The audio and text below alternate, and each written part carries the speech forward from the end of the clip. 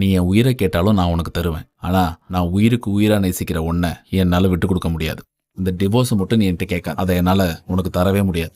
நீ என்னோட கலந்துட்ட பைரவி. என்கிட்ட இருந்து உன்னை யாராலையும் பிரிக்க முடியாது. நீயும் பிரிஞ்சு போகணும்னு முயற்சி பண்ணாத. நீயே ஒரு நாள் எனக்கு டிவோர்ஸ் கொடுத்து என்னை இந்த வீட்டை விட்டு அனுப்புவ. அந்த நாளுக்காக நான் காத்திருக்கேன். இப்பார், நீ சொன்ன மாதிரி என்னை விட்டு நீ போறன்னா அது நான் உயிரோட இல்லாத நாளா இருக்கும்.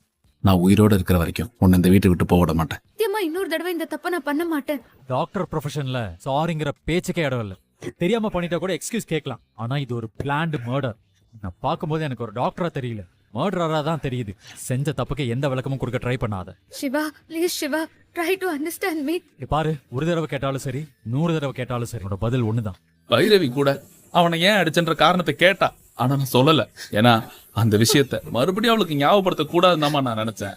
அதனாலதான் அந்த உண்மையை எனக்குள்ளேயே நான் போட்டு புழுங்கிட்டு இருந்தேன். நீ இப்போ இவ்வளவு பேசுனதுனாலதாம்மா என் மனசு கேட்காம நான் எல்லா உண்மையும் உங்ககிட்ட சொன்னேன். தயவு செஞ்சு இந்த விஷயத்த வேற யார்கிட்டயும் சொல்லிடாதம்மா. பைரவி கூட இது தெரிய வேணாம். பாவமா அவ இந்த பாதிப்புல இருந்து அவ வெளியே வரணும்னு கடவுளை வேண்டிக்கிட்டு இருக்காமா. இந்த விஷயமா நீங்க அவகிட்ட எதுவும் கேட்காதீங்கம்மா.